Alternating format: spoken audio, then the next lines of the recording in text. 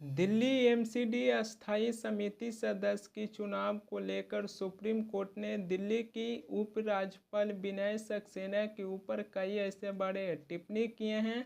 Supreme court ने जल्दबाजी में लिया हुआ फैसलों पर भी सवाल उठाए हैं और ये दिल्ली की उपराज्यपाल विनय सक्सेना को कहें कि अगर वह एमसीडी एक्ट के तहत कार्यकारी शक्तियों को इस्तेमाल करना शुरू कर देंगे तो फिर लोकतंत्र खतरे में पड़ जाएगा।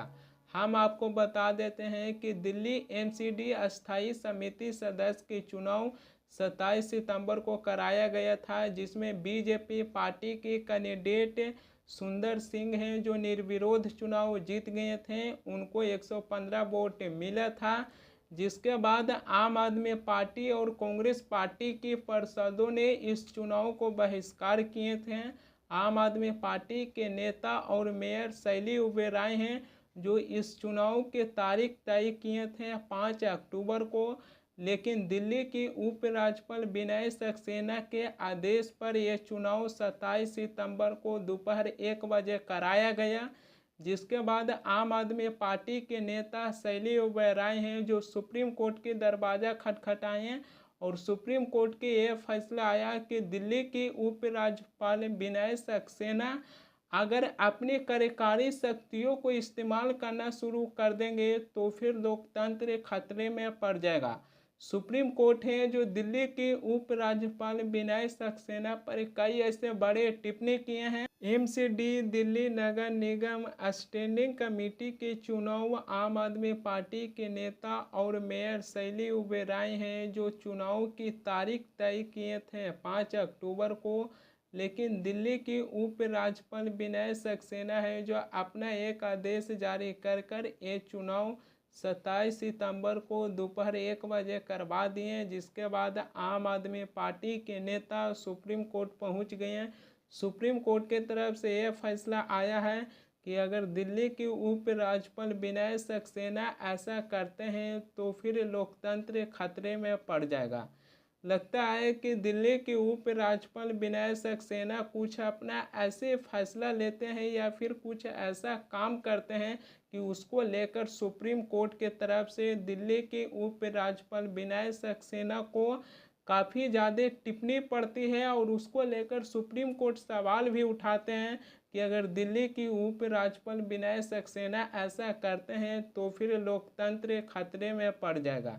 फिलहाल एमसीडी दिल्ली नगर निगम स्टैंडिंग कमेटी के चुनाव को लेकर दिल्ली के मुख्यमंत्री अथीसी हैं जो कहे थे कि ये गैर कानूनी चुनाव है। सुनिए दिल्ली के मुख्यमंत्री अथीसी क्या कहे थे। जो चुनाव कल भारतीय जनता पार्टी ने कराया वो चुनाव गैर कानूनी है। मैं भारतीय जनता पार्टी को ये कहना चाहती हूँ कि ये देश तुम्हारी गुंडागर्दी से नहीं चलता, ये देश संविधान से चलता है, ये देश कानूनों से चलता है, ये देश एक लोकतंत्र है और जनता की वोट से चलता है। तो अगर हिम्मत है तो आम आदमी पार्टी का चुनाव में सामना करके दिखाओ। अगर एमसीडी का चुनाव करवाना है तो डिसॉल्व करो एमसीडी, करवाओ एमसीडी का चुनाव, फिर दूध का दूध पानी का पानी होने दो कि दिल्ली की जनता किसको चाहती है। लेकिन ये लोकतंत्र की हत्या करके, ये एलजी साहब की और आईएएस अफसरों की पावर की मिसयूज करके लोकतंत्र की हत्या बंद करो, वरना दिल्ली वाले आने वाले चुनाव में मुंह तोड़ जवाब भारतीय जनता पार्टी को देंगे। देखिए, हम बिल्कुल सुप्रीम कोर्ट जाएंगे। आज ही सुप्रीम कोर्ट में पिटीशन फाइल होगी, क्योंकि जो चुनाव कल भारतीय जनता पार्टी ने हाउस में कराया है ये बिल्कुल गैर कानूनी है। दिल्ली नगर निगम का एक्ट बिल्कुल स्पष्ट है कि मीटिंग बुलाने की पावर सिर्फ और सिर्फ मेयर के पास है, अध्यक्षता करने का अधिकार सिर्फ और सिर्फ मेयर और उनकी एब्सेंस में डेप्यूटी मेयर के पास है।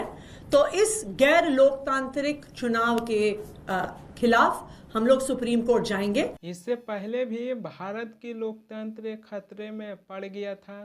चंडीगढ़ की मेयर की चुनाव आप लोगों को याद होगा कि आम आदमी पार्टी और कांग्रेस पार्टी हैं जो चंडीगढ़ की मेयर की चुनाव में उनको 20 वोट मिला था आम आदमी पार्टी और कांग्रेस पार्टी ये दावा कर रहे थे कि चंडीगढ़ के मेयर के चुनाव में बहुत आसानी से हम जीत जाएंगे, लेकिन प्रिसाइडिंग ऑफिसर हैं जो आम आदमी पार्टी और कांग्रेस पार्टी की 20 वोट में से 8 वोट को रद्द कर दिए थे, यानी कि अवैध घोषित कर दिए थे। जिसके बाद आम आदमी पार्टी और कांग्रेस पार्टी 12 वोट पर पहुंच गए। उधर बीजेपी के उम्मीदवार को 16 वोट मिला था और बीजेपी के उम्मीदवार को चंडीगढ़ के मेयर के चुनाव में जीता हुआ घोषित कर दिया गया था। जिसके बाद आम आदमी पार्टी और कांग्रेस पार्टी हैं जो सुप्रीम कोर्ट पहुंच गए थे और सुप्रीम कोर्ट हैं जो कहे थे कि ये लोकतंत्र की हत्या है। तो इससे पहले भी भारत के लोकतंत्र के साथ छेड़छाड़ किया जा चुका है।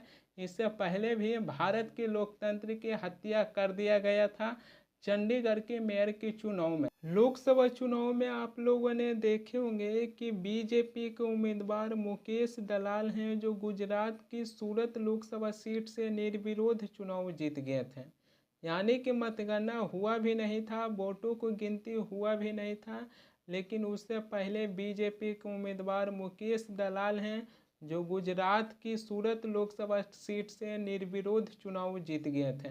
तो इससे पहले भी भारत के लोकतंत्र के साथ छेड़छाड़ किया जा चुका है। इससे पहले भी भारत के लोकतंत्र की हत्या कर दिया गया था, लेकिन अब एमसीडी दिल्ली नगर निगम स्टैंडिंग कमेटी के चुनाव को लेकर मामला फिर से सुप्रीम कोर्ट में गया है और सुप्रीम कोर्ट ने लोकतंत्र को याद दिलाया है कि अगर दिल्ली की उपराज्यपाल विनय सक्सेना ऐसा काम करते हैं तो फिर लोकतंत्र खतरे में पड़ जाएगा।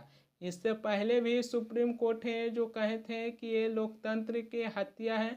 जब चंडीगढ़ के मेयर के चुनाव के मामला सुप्रीम कोर्ट में गया था तब सुप्रीम कोर्ट है जो कहे थे कि ये लोकतंत्र की हत्या है, लेकिन एक बार फिर से सुप्रीम कोर्ट है जो लोकतंत्र की याद दिलाए हैं कि अगर दिल्ली की उपराज्यपाल विनय सक्सेना ऐसा काम करते हैं तो फिर लोकतंत्र खतरे में पड़ जाएगा। लेकिन सवाल यहाँ पर आ जाती है कि दिल्ली की उपराज्यपाल विनय सक्सेना हैं जो एक ऐसे दिल्ली के उपराज्यपाल हैं जिनको ऊपर आम आदमी पार्टी के नेता बहुत ज़्यादा सवाल उठाते हैं।